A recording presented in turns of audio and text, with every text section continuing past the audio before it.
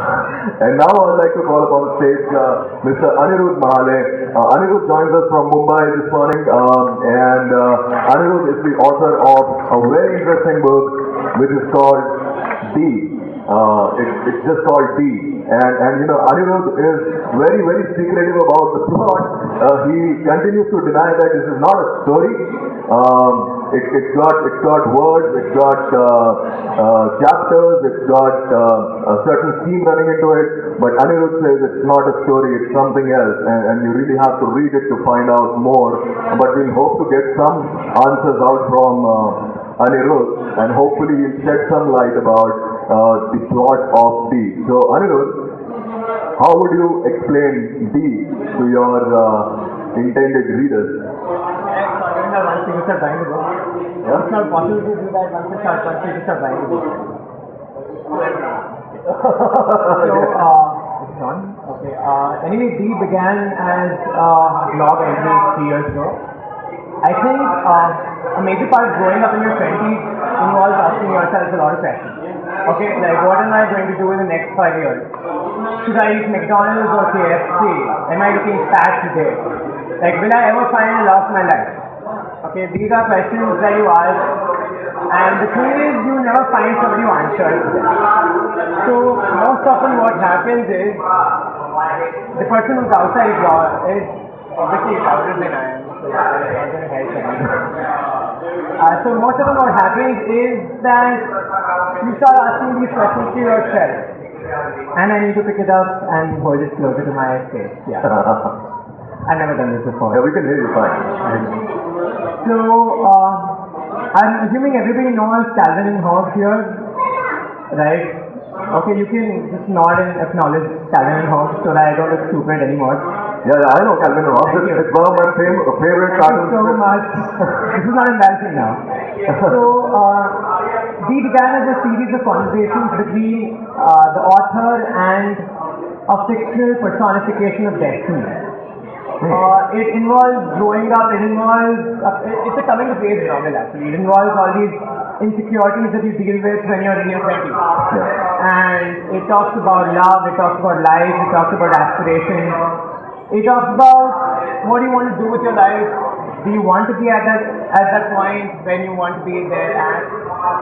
And it follows two characters all the way from age 15 to 25. And how they evolve with each other while they talk about all these things.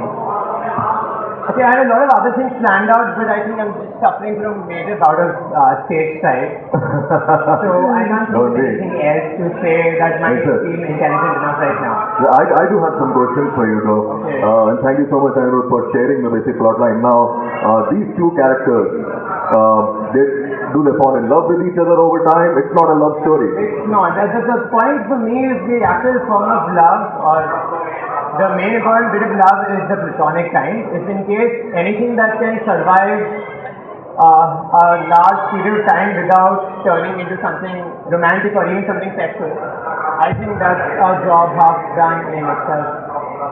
But that's very interesting, you know. I find that concept pretty interesting because, you know, you've got two people together and, you know, they share this wonderful platonic relationship. But somewhere down the line it could happen that, you know, one of them starts seeing that relationship a little differently or starts probably getting, you know, higher hopes about where this is going. Does that happen to your characters? In a way it does, but then there's a lot of backlash which happens because of that. Okay. And the bit about D is I've shaped the character D from all the different women that have shaped my life. Oh. So you've got faces of my friends, my family, and a lot of other women that I've known for the last 20 years. And then I'm assuming that you have based the protagonist around you. Is that correct? Have you drawn elements from your own personality? The point of the book is that the protagonist does not have a name. Yeah. The major part for me to write this book was that every person who reads it should identify it. Yeah. So the protagonist in ways of physical description has absolutely no theme. That's actually what Stephanie Meyer did with Twilight. Yeah. She made Bella so lackluster and so chalkboard like that every girl who read it could identify with the character and could imagine herself as a stupid girl who has two boys who are in love with her. But that's Twilight and that's preteen girls who are in love with it, so I'm nowhere to judge anybody who is Now your book has one of the most interesting and wonderful covers I've seen in a very long time. This is very colorful, very chic, very urban. And it's pretty interesting. Going by the cover, of course, I haven't read your book yet. I'm really eager to get a copy, a signed copy. But the cafe plays a big role in the story, right? I mean, the cafe really keeps both of them connected over the years. So the thing is, there are three characters in the book. There's the author, there's Dee, and there's the cafe. Right. So the cafe has its own personality. The cafe has a non-speaking role. Non-speaking role. That's very interesting. That is very interesting. The cafe is featured in the cover. The other two characters have not. Yeah. That's saying something there. Yeah. And it says 10 years, 2 lives, 1 cafe. And 10 years is a pretty long time. So, does the cafe also evolve along with the characters? Yeah, but okay, fine. Okay. So at least something never changed. Something don't change. Great, excellent. Things don't change, yeah. People change. Great. Aniruddha, would you like to read an excerpt from your book? Any one of your favorite passages or something that you would just want to share? Then I don't want people to start yawning again. No, that's okay. You can. That's okay. If you find somebody yawning, just let me know. My point. Yeah, you just point. We'll make that person feel very bad. I can actually do these things. We'll point it then and laugh together. Don't worry. Take my 2 minutes to find the fact. Sure. I'm gonna watch the audience and make sure nobody's yawning. Yeah. No. See, now nobody's yawning now. Now even people who genuinely are feeling a desire to yawn are suppressing it somehow.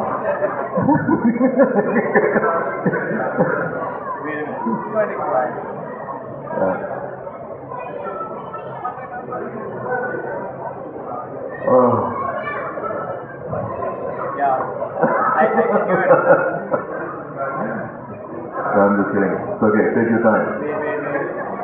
Take your time. Okay, fine. This is actually. Right, you want to use the podium?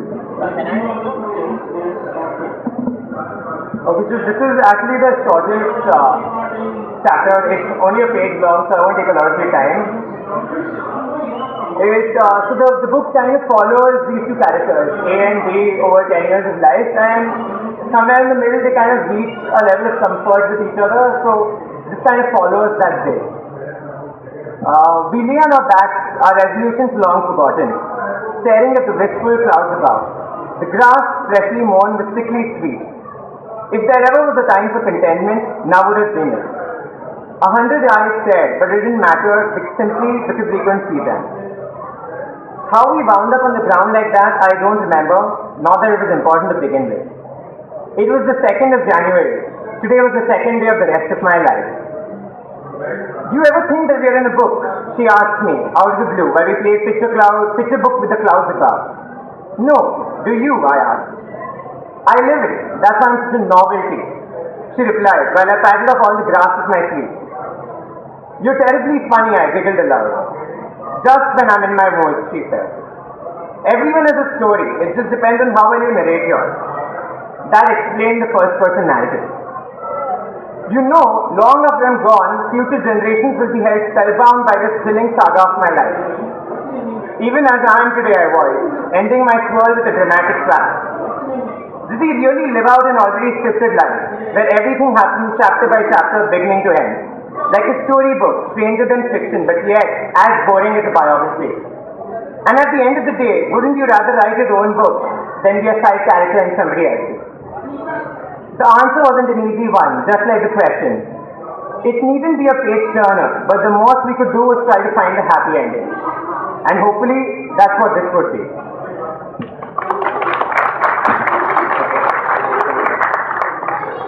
Thank you so much, Aniruddha. That's fantastic. You're not just a wonderful writer, you're a wonderful orator as well. The way you are so emotive and so passionate about your work, I think that's a great sign. That clearly tells everybody how much you have invested yourself into this book. No idea how I'm not trying to. Don't worry about it. All the very best to you, Aniruddha, for D. I can't wait to read your book, and I'm pretty